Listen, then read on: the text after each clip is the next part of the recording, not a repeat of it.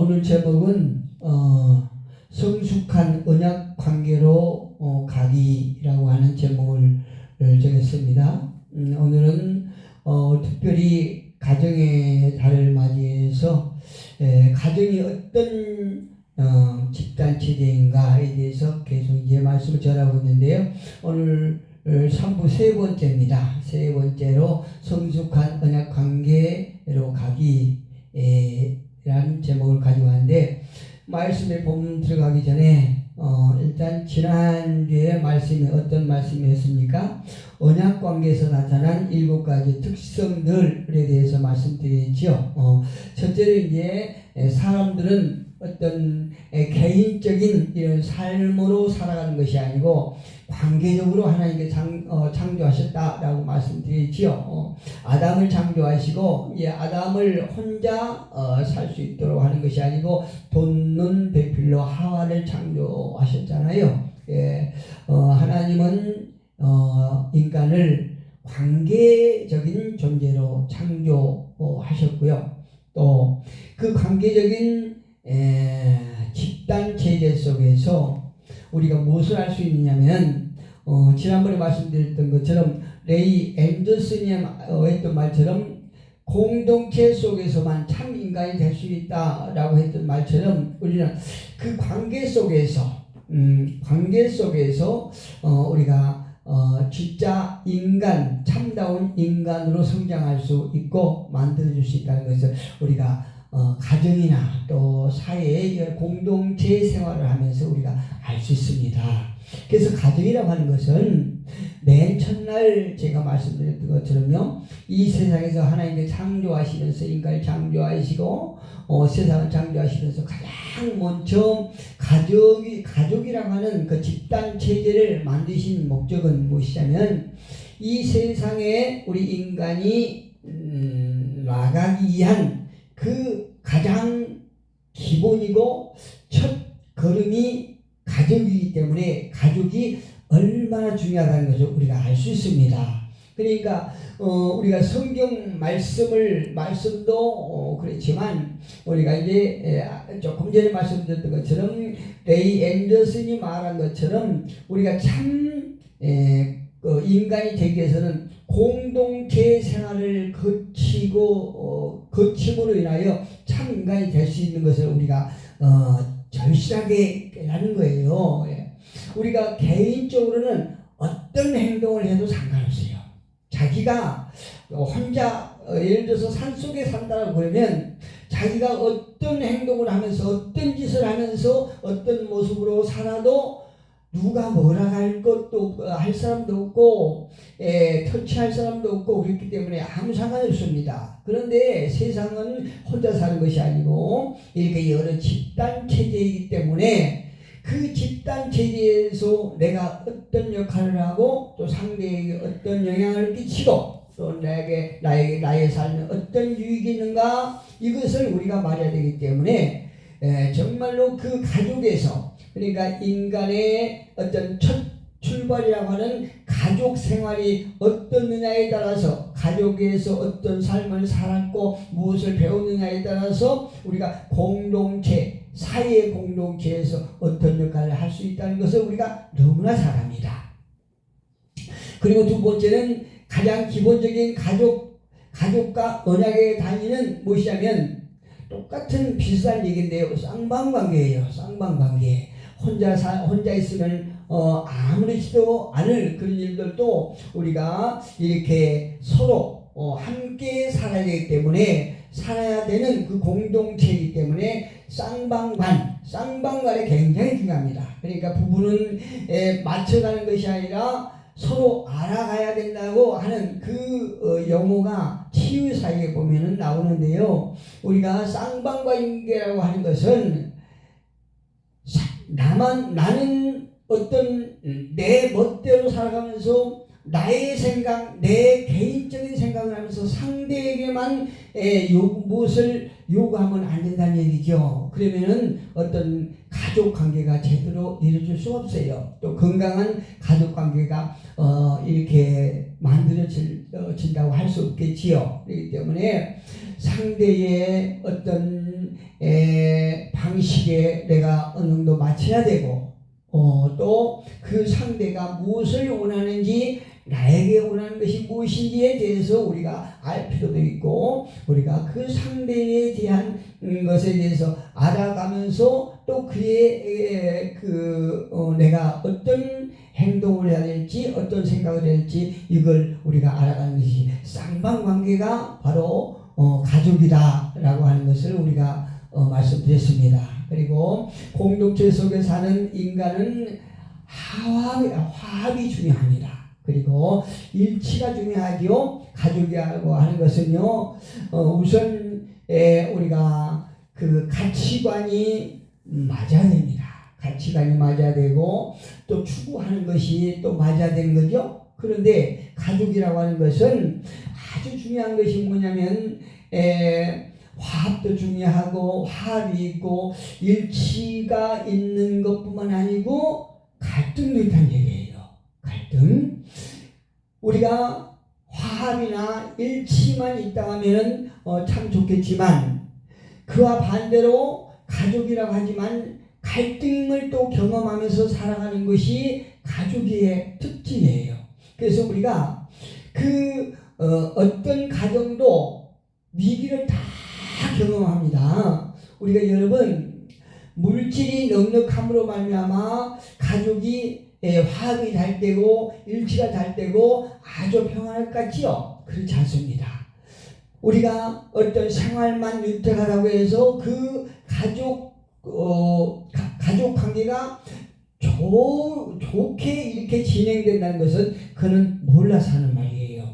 우리가 인간이 서로 어떤 좋은 관계를 유지하고 또 가족 관계에서 아주 일치와 합이 잘 이루어지는 것이 물질과 관계가 있다. 물론 물질과 관계가 있지만 그것이 물질로 인해서 전적으로 어떤 그 갈등이 해결되는 것은 아니라는 것이거든요. 그 근거는 어떤 것이냐면 여러분 대기업 회장들도 이혼하지 않습니까?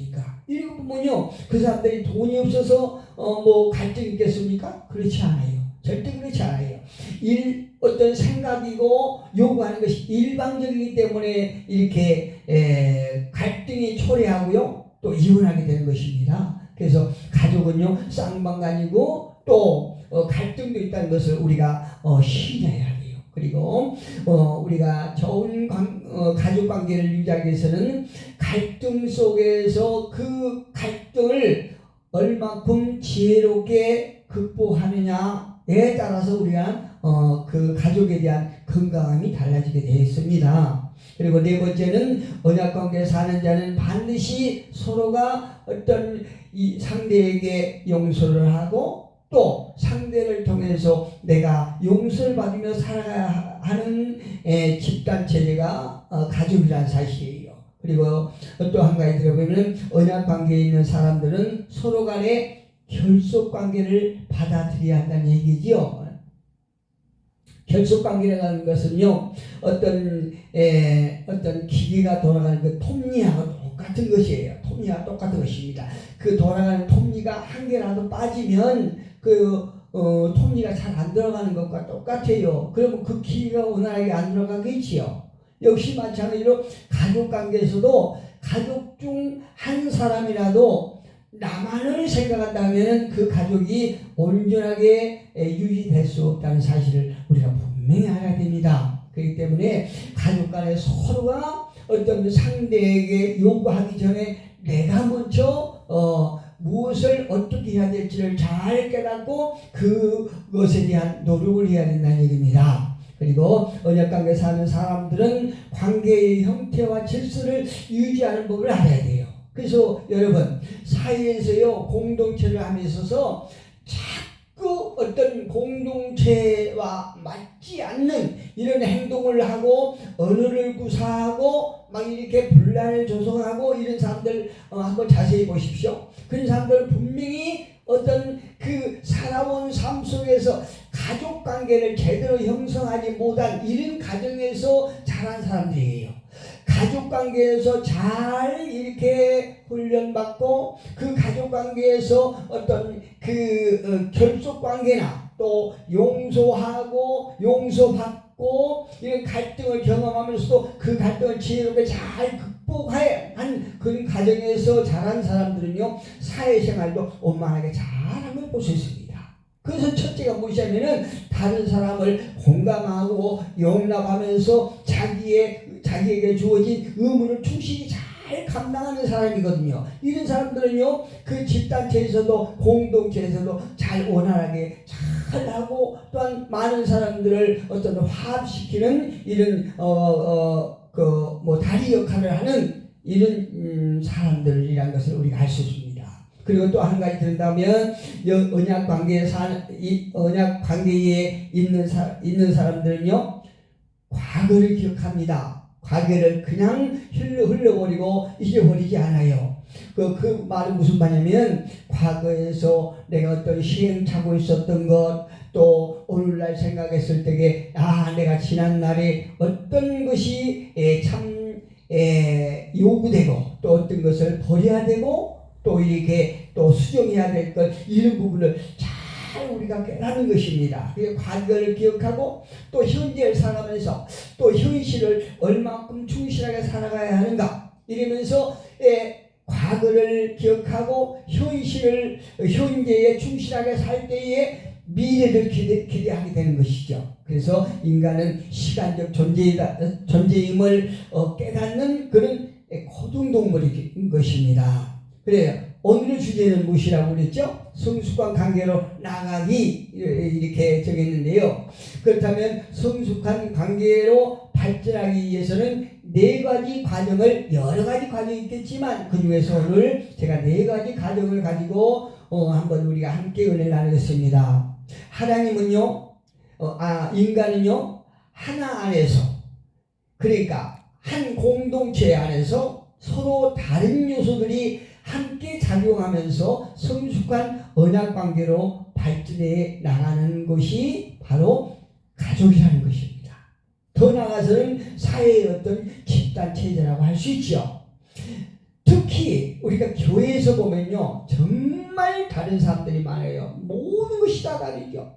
가족에서도 한 핏줄을 타고 이렇게 태어났지만 그럼에도 불구하고 하나이면서도 서로 다른 요소들이 함께 작용하는 것이 바로 가족이라는 얘기입니다. 그래서 성숙한 가족은 어떤 관계냐면은 서로 다르면서도 하나같이 이렇게 작용하면서 잘 돌아가는 가정이 건강한 가정이에요. 그 가정은 어떤 것이 있는가에 대해서 한 4가지로 보면요, 오늘 본문에 보면은 이런 말씀이 있죠. 그러나 너와는, 그러니까 하나님께서 이제 노아에게 그 가정에 대해서 언약을 세우는 장면입니다. 그러나 너와는 내가 내 언약을 세우리니, 이게 인간의 아주 타락한 그 모습을 보시면서 하나님께서 한탄하시고 다 쓸어버리죠. 이 땅에서 홍수나 다 쓸어버리되, 그러나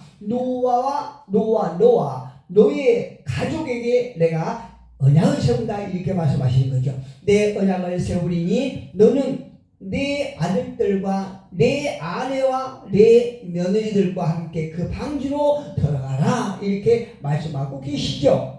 예, 내가 너와 언약을 세우리니, 그러니까 하나님께서 노아와 언약을 세웁니다. 또 창세기 15장 18절에 보면, 또 18절에 가서 보고 창세기 17장 1절에서 7절에 가보면 이제 아브라함과 언약을 세우시고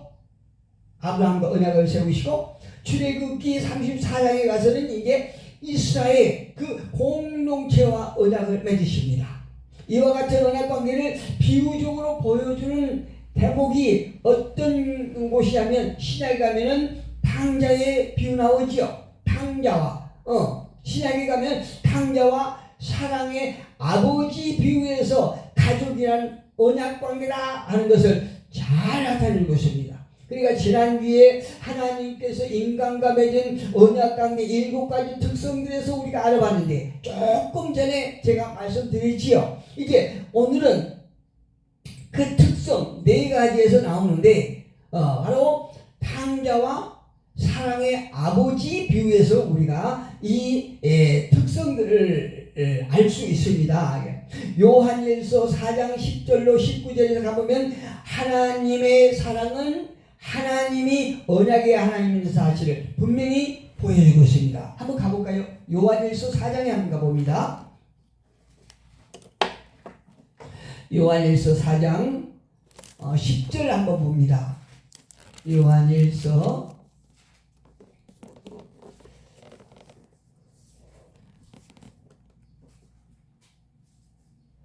4장 10절에 보면요 이렇게 말씀을 시작하고 있죠. 사랑은 여기 있으니 우리가 하나님을 사랑한 것이 아니요 하나님이 우리를 사랑하사 우리 죄를 속하기 위하여 화목제물로 그 아들을 보내셨습니다. 할렐루야.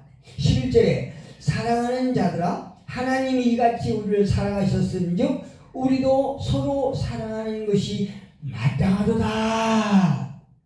하나님께서 저와 여러분을 사랑하시고 화목 제물로 속죄 제물로 그 아들을 보내주셔서 우리를 살리신 하나님의 그 사랑의 본을 받아서 서로 사랑하는 것이 가족의 사랑이다 이렇게 말씀하고 있는 거죠. 12절의 연속 봅니다. 어느 때나 하나님을 본 사람이 없으되 만일 우리가 서로 사랑하면 하나님이 우리 안에 거하시고 그의 사랑이 우리 안에 온전히 이루느니라. 할렐루야. 이 세상에 누구도 하나님을 보는 사람이 없습니다. 그러나 하나님을 사랑한다는 그 증거가 무엇이냐면은 우리가 서로 사랑을 하면 그가 하나님 사랑이 그 안에 있기 때문에 그 하나님의 사랑으로 서로 사랑할 수 있는 것이다. 그리고 마땅하다 이렇게 말씀하고 있어요. 그의 성령을 우리에게 주심으로 우리가 그 안에 거하고 그가 우리 안에 거하시는 줄 아느니라. 아버지가 아들을 세상의 구주로 보내신 것을 우리가 보았고 또 증언하노니 누구든지 예수를 하나님의 아들이라 시인하면 하나님은 그의 안에 거하시고 그도 하나님 안에 거하느니라. 하나님은 우리를 사랑하시는 사랑을 우리가 알고 믿었느니 하나님은 사랑이시라. 사랑 안에 거하는 자는 하나님 안에 거하고 하나님도 그 안에 거하시느니라. 이로써 사랑이 우리에게 온전히 이루어진 것은 우리로 심판날에 담대함을 가지게 하려 함이니 주께서 그러하신 것 같이 우리도 이 세상에서 그러하니라. 할렐루야.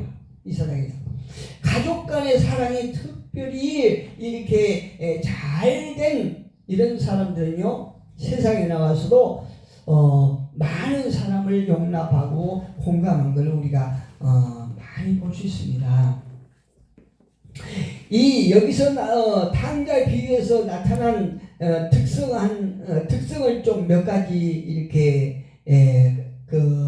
유치해 보면요, 모든 언약은 하나님의 절대적인 주권 안에서, 그러니까 우리가 이 땅에 이 세상에서 약속은 서로 간에 쌍방 간에 합리적인 그 조건을 가지고 우리가 약속을 하지요. 그런데 하나님과 우리 인간의 언약은 일방적으로 하나님의 절대 주권 아래 무조건적이요 일반적으로 시작되는 언약이 하나님과 우리 인간 간의 언약이에요. 우리 인간은 하나님과의 어떤 합리적인 조건으로 언약을 할 수가 없거든요. 하나님의 언약은 그 상대 누굽니까? 아브라함을 택하셨어요. 그리고 이스라엘을 택하셨어요. 이 아브라함과 이스라엘에게 적극적인 응답을 요구하십니다. 하나님께서 일방적으로 언약을 하시고 그 언약의 조건을 그 상대인 아브라함이나 이스라엘에게 요구하신단 말입니다. 그러나 상대자가 응답이 없다고 그러면 어떻게 할까요? 그 언약이 파괴되겠죠. 그런데 그 응답이 인간이 언약을 성취하지 못하고 응답이 없을지라도 하나님의 언약은 포기하지 않으시고요. 계속 지키면서 그 다음 후대에 갱신하시고 또 그 다음 후대에 갱신하시고 결론적으로 예수 그리스도를 통해서 그 언약이 다 이루어진 걸 알 수 있어요. 할렐루야. 이것이 바로 인간이 구원받을 수 있는 조건입니다. 그래서 그 언약의 완성은 우리 인간의 능력을 통해서 인간의 공력을 통해서 언약이 이루어진 것이 아니고 그의 아들 하나님의 아들 예수 그리스도를 통해서 우리를 계속하여 대신해서 이루어지셔서 그 언약의 은혜가 우리에게 임한다는 거죠. 누구에게? 믿는 자들에게. 그 사건이 믿는 자들에게 있는다 이렇게 말씀하세요. 하나님이 언약하신 복의 결과를 받아 누리기 위해서는 어떻게 해야 될까요? 상대자가 그 언약을 지키는 쌍방적인 언약이 되어야 하는 것입니다. 여기서 우리가 말하고 싶은 것은 성경이 말하고 싶은 것은 하나님과 인간의 언약을 성취시키신 분은 예수 그리스도라고 그랬지요.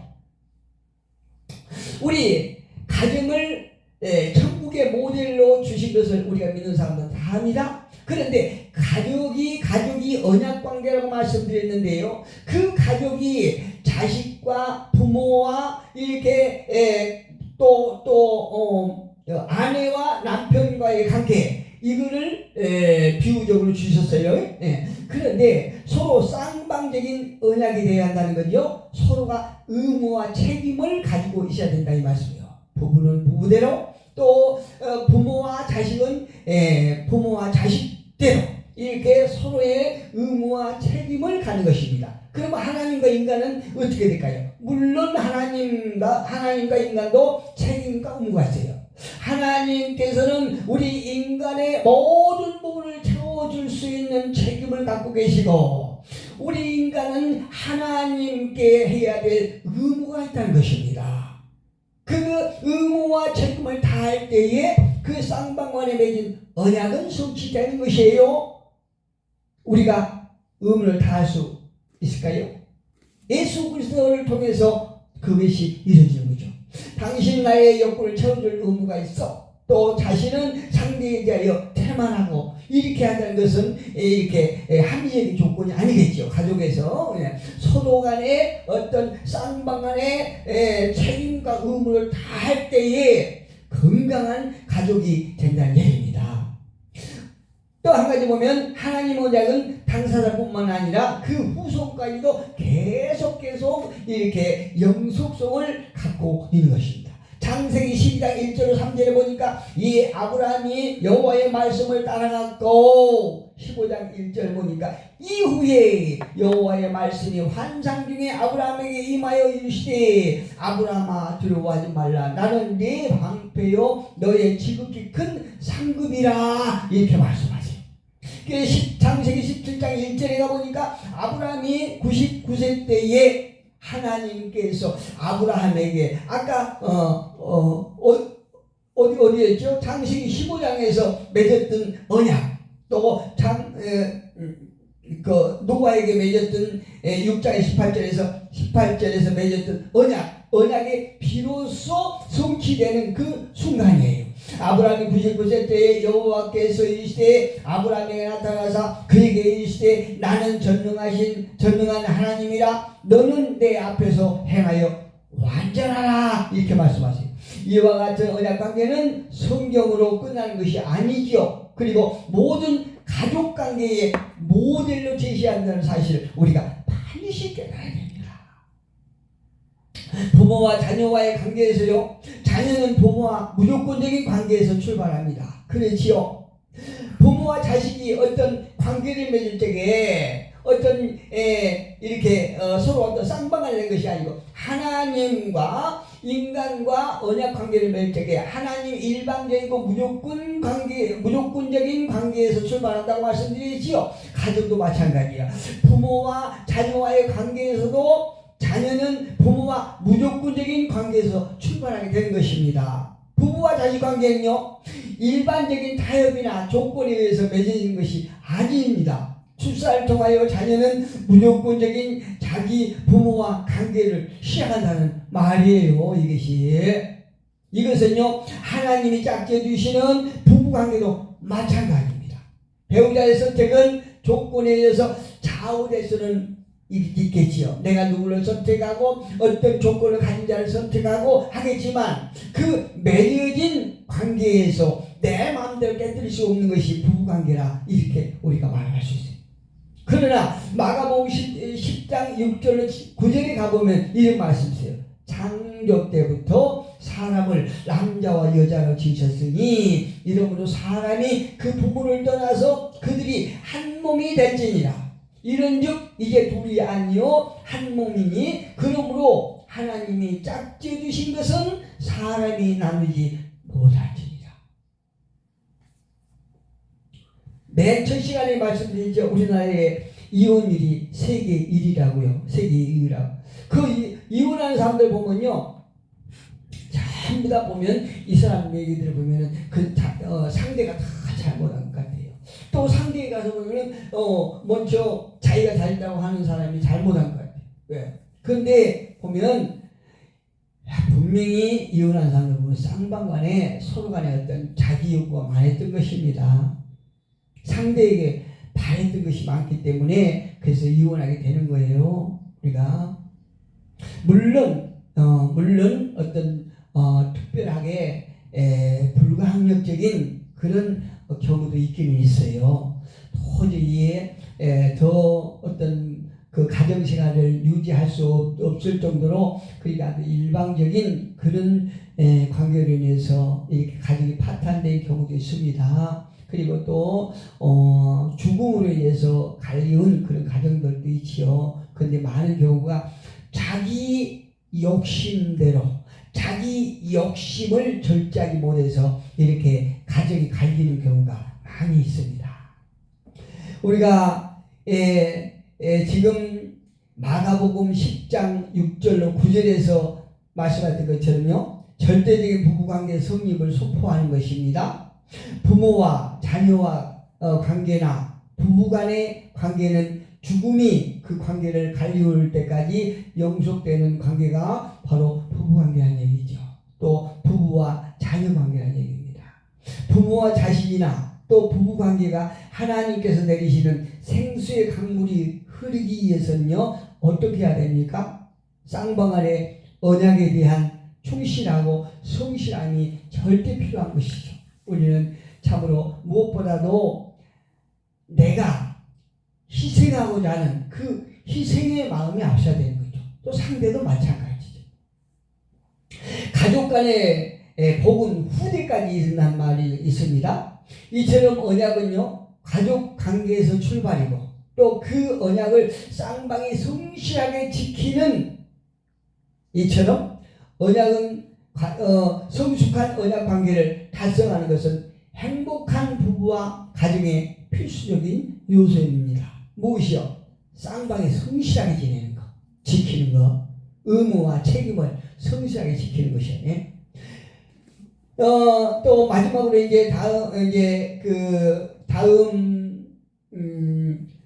마지막 주일날은 은혜의 언약에 대해서 그러니까 오늘까지 성숙한 언약을 이렇게 성숙한 단계로 이루기 위해서 어떻게 해야 되냐에 대해서 우리가 함께 은혜를 나눴고요. 이제 다음 마지막 시간에 은혜의 언약에 대해서 알아보겠습니다. 언약에서는 서로 용서하고 용서를 받는 은혜의 관계가 필수적이라고 말씀드렸죠. 우리가 다음 시간에 은혜의 언약 관계에 대해서 또 한번 우리가 나누면서 이번 5월달 가정의 달을 통해서 우리가 더 성숙하고 또 견고하며 사랑에 넘치는 그런 천국의 가정이 되기를 주님의 이름으로 축복합니다.